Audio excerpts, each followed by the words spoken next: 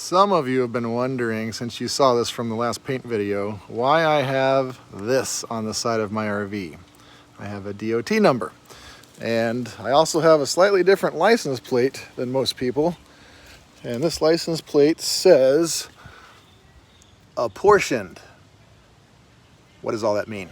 Okay, so if you use your RV across state lines in the furtherance of a business, you are now a commercial vehicle. So you have to be very, very careful, and you have to be in line with about 5 different agencies. So I'm going to go through a couple different things that you have to do if you are using this as a commercial vehicle. First of all, do everything you can to not use your RV as a commercial vehicle because it is a pain in the neck. When I went to get this licensing, the people that helped me through it had never done a commercial vehicle as an RV in the state of Florida. Semis all the time, pickup trucks all the time, you know, F-650, whatever. Those types of trucks all the time, never an RV. So I'm a little insane, I guess. But we use this in interstate commerce, intra and interstate commerce. So we need to be above par everywhere. First thing is we have to have the plates. The plates are called apportioned plates. Apportioned plates means that we are registered in every state in the United States. So I have paid basically a registration fee in every state. That's what apportioned basically means. So I had to get these plates. My registration fee for the plates yearly is a little over $600, which is about 6 times what it would normally be, but is what it is. There's the first way you get it. Once you get your apportioned plates, then you have to get a DOT number. A DOT number basically just tells the Department of Transportation who you are. They have cameras going down the road, and especially at way stations and everything, that read this number. This number has to be a certain size. It has to be on both sides of your commercial vehicle. And when you go by, the camera will pick up that number and transmit information to that weigh scale. Not all states require the GVWR to be stated as, you know, on the side, but some states do. So we just did it to be above par everywhere. And you have to have your official business name and where you're from. Sarasota, Florida. That's where we're at. So that's the next thing. Now, those are the first 2 things. Next, here's all the documents you have to carry with you all the time in case you get pulled over. You know, like if you get pulled over by an officer, they're like license and registration, right? Well, here's the booklet of documents you need to have. All right, here's a few of them that I've got to deal with all the time. First of all, these are called cab documents. With me all the time, I have to have this. This is my IFTA. This is tracking how much fuel I purchase, where I purchased it, how many miles I travel, in each state I travel, what my fuel mileage is, whole bunch of stuff, okay? So IFTA is the first document you have to have, and you have to be registered for IFTA. Here's my IFTA sticker, okay? So now we have the state registration, DOT number, IFTA, right? We're not done yet. Next. And here's this. Here's my cab card that has to be with us all the time, showing that we're registered in all the states. Next, here's my title, just to prove that it is owned in a business entity. This is a key right here. You see this? I own this. I don't own this. The business owns this vehicle. I do not personally own it. One way you can possibly get around this whole thing is if you title the RV in your personal name. Then you're kind of gray area right there. Anybody would say if you get pulled over and you tell them that it's titled in your personal name, but you tell them you're using it in a furtherance of a business, you're done. You got a big problem. If you lie and say that, oh, you're just going on vacation somewhere, then, you know, they'll never know one way or the other. We want to be above board. I don't want to lie. So I will go through all of the hassle and all the expense to do this and be on the up and up. Okay. But one way around it would be if you're just using your RV leisurely and you happen to make money in a different state, I don't know how you could do that. Anyway, that's up to you guys. That's up to your morality. You figure that out. Here's the next thing. So we got our title. Next thing, we have an annual inspection report. This thing has to be inspected every year for everything. And if anything's bad, it has to be fixed in order to legally be on the road. So I've got that inspection report I've got to keep track of in case I get pulled over. And here's my inspection sticker saying that it's been inspected. Okay, so far so good. Next, we have, whoops, that's me. Here's to prove that I am registered for IFTA, okay, and that I have not stolen or taken this sticker off of any other truck.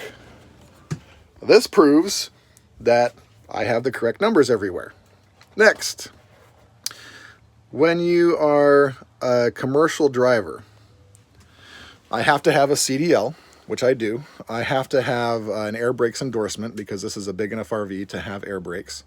And I have to be registered as something called an owner-operator under something called a consortium. Owner-operators are like semi-drivers that own their own rigs, and they are for hire personally. They don't work for another company. The DOT requires a drug system for you to be in, a random drug testing program, which means you have to sign up with a company online that puts you in a pool of other drivers that will randomly drug test you. That's exactly what it is. They want to make sure, obviously, people on the road are not on drugs, which makes sense to me. So I'm cool with that. You go pee in a cup, they drug test you, you're good.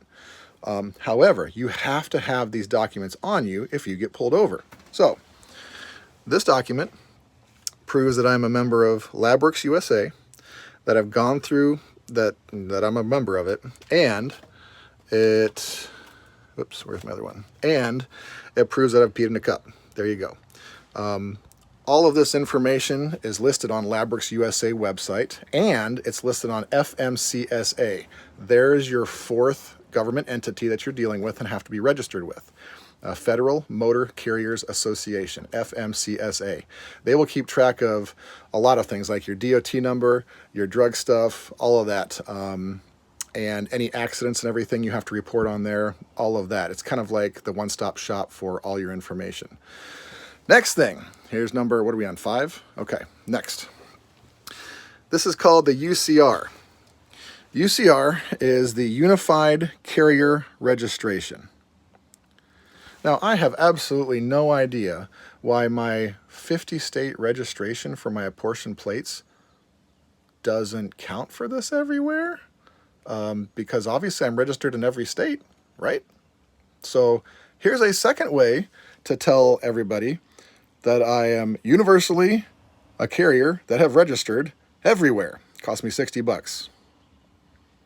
Don't know why, you just have to do it. So I did. Next. Here's my Progressive Auto policy, okay? You obviously have to carry insurance, but not only that,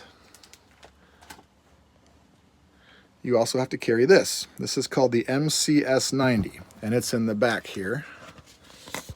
The MCS 90 proves to anybody that pulls you over, any state, that not only do you have insurance, which is here, but also that you have enough insurance. Why the first document doesn't suffice, I don't know. You just have to do it. So you have your insurance and you have the MCS 90 that prove that. Okay, so we got that. Next, yeah, this is no lie. I cannot believe this insane. Next, what else do we have here? Oh, maybe that's it. Okay, so there is one more thing. We also have something called IRP. When we first started, I talked about IFTA, the International Fuel tax agreement. This basically is an agreement that says if I buy fuel in one state, I might buy it at 30 cents per gallon tax rate. But maybe the next state I drive through is a 70 cents per gallon tax rate. It'd be smart for me to just buy in this state and not have to pay in that state, right? Wrong, they get you. So what you do is if you buy fuel in this state and you drive through this state, you will have to pay an extra 30 cents a gallon tax that I would have to give to Florida, who would give it back to this state so that they can get their fuel tax revenue. Yeah, makes sense. So it's going to be tough to scam the system on that one. All right. IRP. What is IRP again? I can't remember what that stands for. Give me a second here. IRP. IFTA and IRP. Let's see here. What is IRP? Oh, yes. Okay, International Registration Plan. Now, isn't it funny how we have the title registration first, then we have the UCR, the Unified Carrier Registration, and now you have IRP. IRP is, let's just read it again here, called the, where did it go? Oh, yes, International Registration Plan. How many freaking times do you have to be registered? Like, this is ridiculous. Like, I'm registered 3 different times, all everywhere. I don't understand. Now, I'm sure there's some reasonable government explanation, but I don't know that reasonable and government go together at the same time. This is nuts. However, I've got all my paperwork together, right? I'm totally good to go. All right, ready to get on the road. Nope. I just found out a few days ago. I have to go through something that's also called a DOT safety inspection. Now you think that's about your rig. Nope, it's not about your rig. It's about all this paperwork right here I just showed you. They want to be sure that all your paperwork's in order. If it's not, then you can get stopped, like literally on the side of the road or at a way station until you get the paperwork. So if you're on your way to a job, if I'm on my way to a school and I don't have a piece of paper, they're like, sorry, you're sitting here till you get it. What? So you better be sure you got all the paperwork in order. Funny thing is there is no one spot I have seen anywhere online, anywhere at FMCA, anywhere that says, oh, here's the list of absolutely everything you need.